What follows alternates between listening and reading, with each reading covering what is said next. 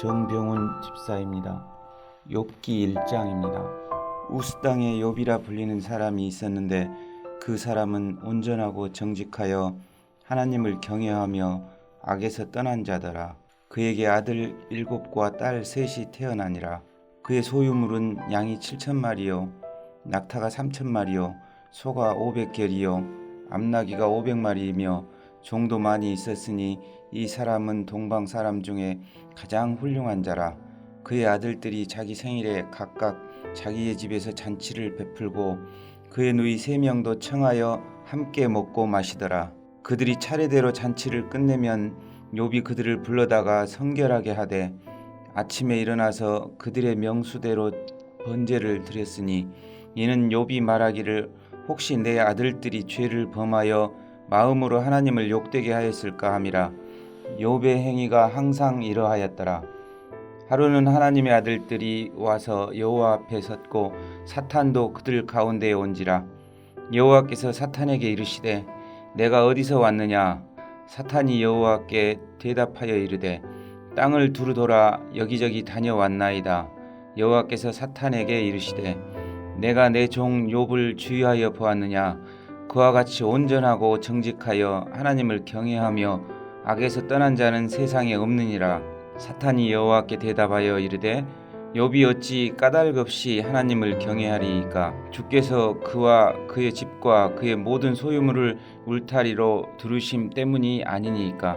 주께서 그의 손으로 하는 바를 복되게 하사 그의 소유물이 땅에 넘치게 하셨음이니이다. 이제 주의 손을 펴서 그의 모든 소유물을 치소서. 그리하시면 틀림없이 주를 향하여 욕하지 않겠나이까. 여호와께서 사탄에게 이르시되 내가 그의 소유물을 다 내 손에 맡기노라. 다만 그의 몸에는 내 손을 대지 말지니라. 사탄이 곧 여호와 앞에서 물러가니라. 하루는 욥의 자녀들이 그 맏아들의 집에서 음식을 먹으며 포도주를 마실 때에 사환이 욥에게 와서 아뢰되 소는 밭을 갈고 나귀는 그 곁에서 풀을 먹는데 스바 사람이 갑자기 이르러 그것들을 빼앗고 칼로 종들을 죽였나이다.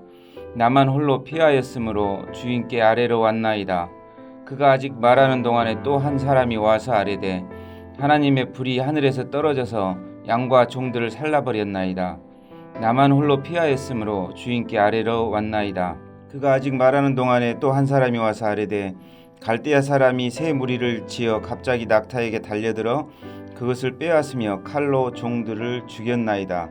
나만 홀로 피하였으므로 주인께 아뢰러 왔나이다.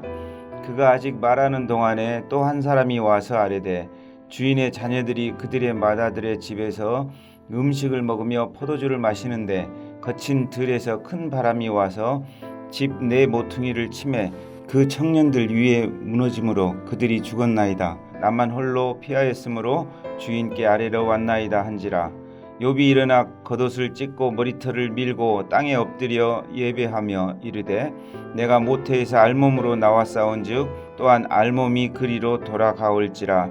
주신 이도 여호와시요 거두신 이도 여호와시니 여호와의 이름이 찬송을 받으실지니이다 하고 이 모든 일에 욥이 범죄하지 아니하고 하나님을 향하여 원망하지 아니하더라.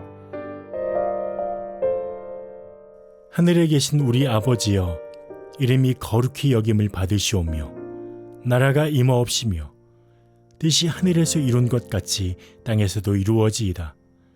오늘날 우리에게 일용할 양식을 주옵시고 우리가 우리에게 죄 지은 자를 사하여 준 것 같이 우리 죄를 사하여 주옵시고 우리를 시험에 들게 하지 마옵시고 다만 악에서 구하옵소서.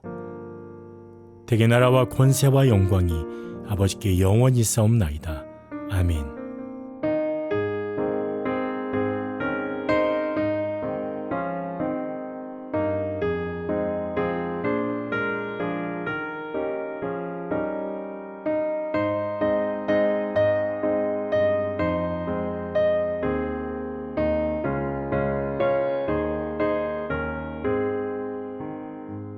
주 안에 있는 나에게 난 그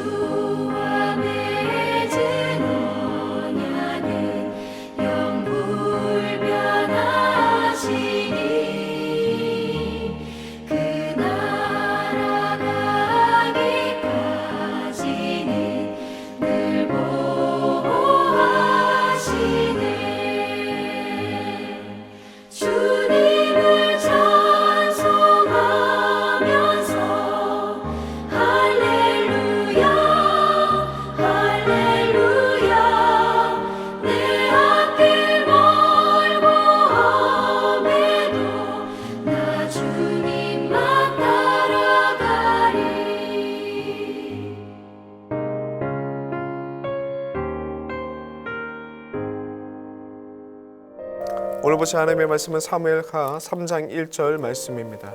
구약성경 466페이지에 있습니다. 사울의 집과 다윗의 집 사이에 전쟁이 오래매 다윗은 점점 강하여 가고 사울의 집은 점점 약하여 가니라. 아멘. 오늘 본문 말씀을 보시면 다윗이 사울 왕에 이어서 이스라엘의 두 번째 왕으로 세워지는 그 과정을 다루고 있습니다. 1장에서는 사울 왕이 죽은 다음에 전개되는 이거 역사의 과정을 보여주고 있고, 그리고 2장 3장에 넘어와서는 두 왕이 세워집니다. 첫 번째로는 유대의 왕으로 다윗이 등극하게 되고, 그리고 사울 왕 때부터 함께했던 장군 아브넬 장군이 사울 왕의 아들이었던 이스보셋을 왕으로 세우는 그런 내용들이 나오게 됩니다. 이 혼란스러운 상황 가운데 이 두 왕의 세력이 갈등을 잇는 그런 내용들이 나오고 있습니다. 여기서 우리가 주목해봐야 될 아주 중요한 내용이 한 가지 나옵니다. 그것은 무엇이냐면 아브넬이라는 그 장군의 인물을 통하여서 욕망에 이끌려서 욕망에 따라서 움직이는 인생과 다윗으로 얘기되는 하나님의 약속을 따라 움직이는 인물의 모습이, 그 인생의 모습이 어떻게 다르게 나타나는지 오늘 본문의 말씀을 통해서, 그 앞에 말씀을 통해서 쭉 대비하면서 보여주고 있는 것이 오늘 본문의 말씀이라는 것입니다. 그러므로 아브넬에 대한 인물에 대해서 조금 살피고, 그리고 약속을 따랐던 다윗의 모습의 특징이 어떠한지 한번 살펴볼 필요가 있다는 것이죠. 먼저 아브넬과 다윗의 인연을 살펴보면 다윗의 10대 시절로 돌아가게 됩니다. 다윗이 형들이 전쟁에 나가 형들에게 위문품을 전달하기 위해서 전쟁의 현장 가운데 가게 됩니다. 적군 블레셋 군사였던 거인 골리앗이 하나님의 군대 앞에 나와서 하나님을 조롱하고 모욕하는 모습을 그 전쟁의 현장 가운데 다윗이 보게 됩니다. 10대였던 다윗이 그것을 보고 사무엘상 17장에 이렇게 고백하고 있습니다. 우선은 그 거인 골리앗에 대한 분노를 외치고, 그리고 또 다른 분노가 무엇이냐면 그 하나님을 조롱하는 블레셋 군인인 거인 골리앗에게 분노를 표하고, 그 거인 골리앗을 무서워하여서 두려움에 겁에 질려서 아무 말도 못하는 하나님의 군대라고 얘기하는 군사들에게 분노하여서 외치는 그 소리가 사무엘상 17장에 나오고 있습니다. 그 중에 26장을 보시면 이렇게 얘기합니다.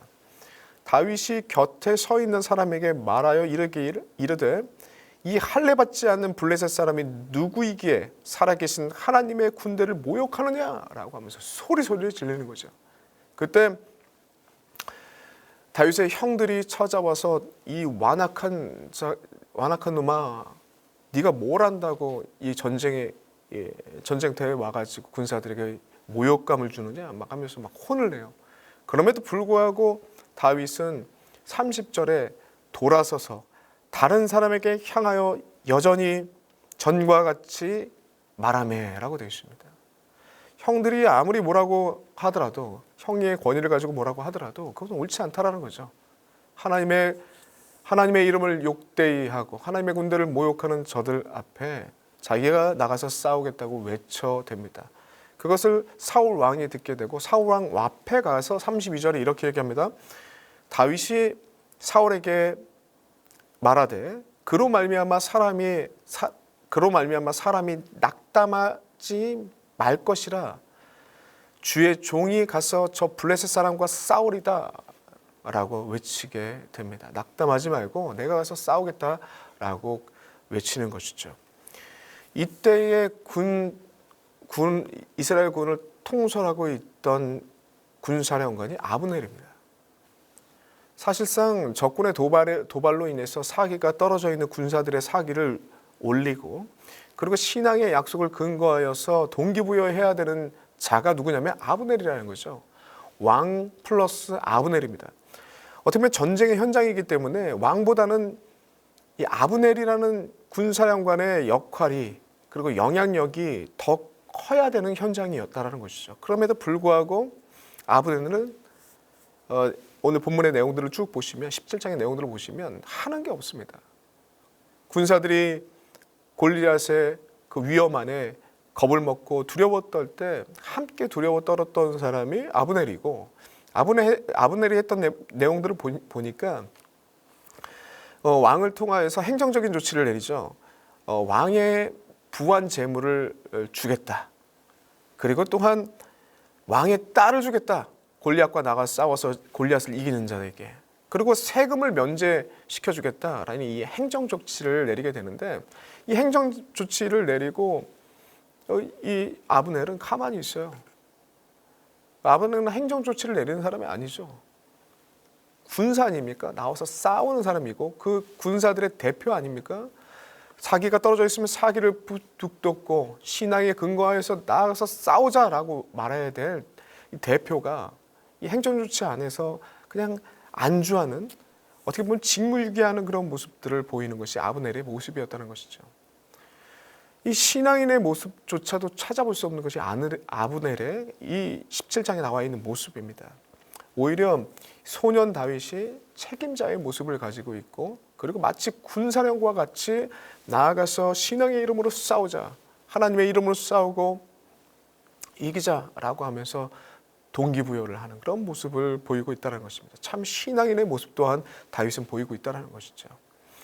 아브넬과 다윗의 만남은 사무엘상 26장에도 한 번 더 나옵니다. 그 내용을 보시면 사울 왕이 다윗을 죽이기 위해서 군사를 이끌고 다윗을 쫓아갈 때 하길라 산에서 진을 치게 됩니다. 그때 다윗이 군사 몇과 일부의 군사들과 함께 침투하여서 사울이 있는 진영까지 가서 사울 왕이 갖고 있던 창과 물병을 가져오게 되죠. 이 사건이 있고 난 다음에 다윗은 사울의 군대와 대치된 상황 가운데 사울 왕에게 외칩니다. 사울 왕에게 외치면서 하는 얘기가 뭐냐면 사울 왕이 왜 나를 쫓습니까? 라는 것을 저는 먼저 물어보는 게 먼저라고 생각하는데 뭘 지적하냐면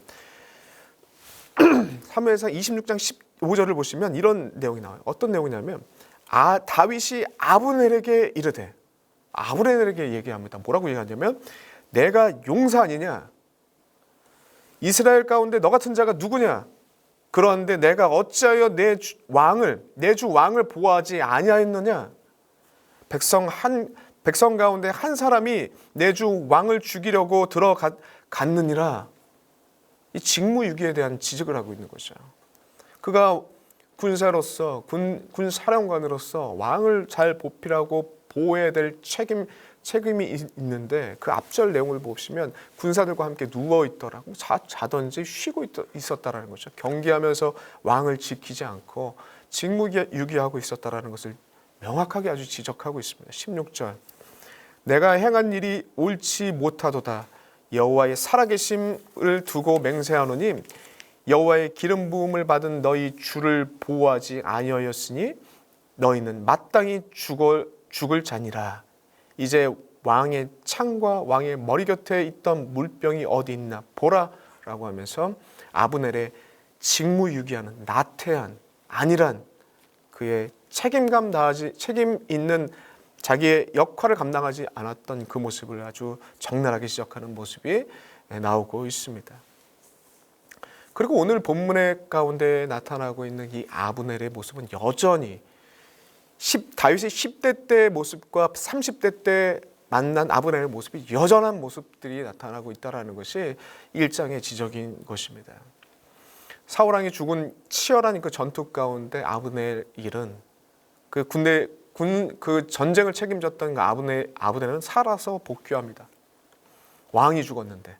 그리고 이어지는 그 내용 뒤의 내용들이 더 가관입니다. 왕이 죽는 그 전투 가운데 책임이 있다면 제 1번 책임이 그 전 군사를 통솔했던 아브넬에게 있는 거 아니겠습니까? 그 책임을 져야 될 사람이 아브넬인데 책임짓는 모습을 보이지도 않고 자진해서 그 책임을 지고 책임감 있게 사퇴하는 그 모든 권세를 내려놓는 그런 모습도 보이지 않고 있다라는 것이죠.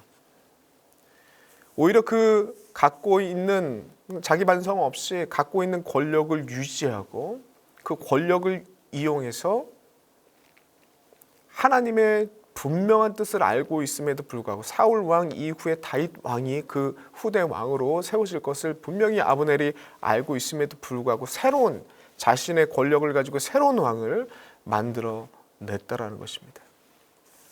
그러고 나서 여기서 끝나는 것이 아니라 사울 왕의 첩을 통관하는 그런 일들이 펼쳐지죠. 이 일을 알고 난 다음에 이스보셋이라는 왕이 와가지고 그것을 지적하는데 분노하여서 어떻게 자신의 권력에 도전한다고 생각해서 그때는 이스보셋까지 버릴 계획을 세우는 것이 이 아브넬의 모습이었다는 것입니다. 선왕의 왕의 첩을 통관하는 이런 선왕을 능멸하는 짓을 하고 그리고 왕의 지위까지 어떻게 선왕의 첩을 넘본다는 것은 왕의 지위까지 넘보는 그런 일들이 됩니다. 그런 짓까지 서슴없이 벌이는 것이 이 아브넬의 모습이었다는 것입니다. 자신이 원하고 자신의 안위를 지키려고 하는 그 욕망에 의해서 욕망을 따라서 살아갔던 인생의 모습을 전형적인 인생의 모습을 보이는 것이 아브넬의 인물의 모습이었다는 것입니다. 점점 더 나은 더 풍성한 권력을 차지하려고 애를 썼던 아브넬의 모습은 오히려 3장 1절에 보시면 이렇게 표현되고 있다는 것이죠. 3장 6절이죠.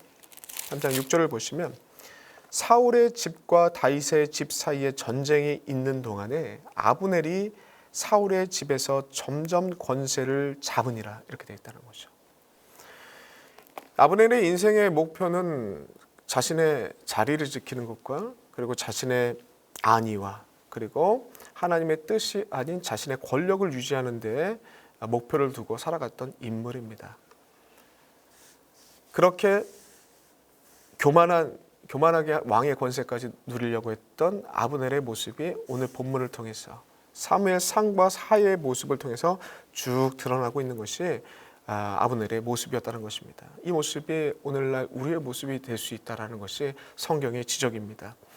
자신의 하나님을 믿는다고 하고 하나님의 뜻을 얘기하고 있지만 그리고 그 자리와 직분을 유지하고 있지만 결국엔 자신의 안위와 권세와 권력을 누리고자 하는 그러한 도구로 하나님의 말씀을 도구로 쓰고 그리고 권력을 도구로 쓰는 그런 모습이 우리 안에 있다면 아브넬과 다를 바 없는 모습이다라는 것이 오늘의 본문의 지적이라는 것입니다. 이 아브넬의 인생은 결국에는 자신의 계획과 자신의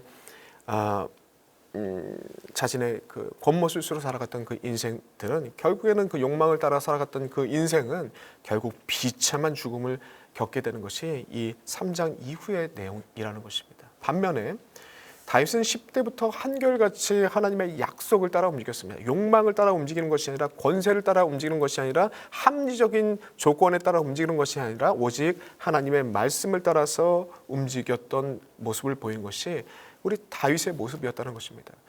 골리앗과 10대 때 싸운 일이 어떻게 합리적입니까? 합리적일 수 없죠. 신앙의 기준을 따라서 약속의 기준을 따라서 싸우는 인생이었고 그리고 이후에 사울왕을 몇 번이나 살려주지 않습니까? 자신을 죽이려고 하는 그 사울왕을 어떻게 무슨 이유로 살려주고 있습니까? 여호와께서 기름 부은 자를 칠 수 없다. 하나님의 권위 안에 도전할 수 없다라는 이 신앙의 기준 안에서 그 신하들이 모두가 이 합리적인 선택을 내리자 사울왕을 죽이자라고 하지만 죽이지 못하게 만드는 일들을 합니다.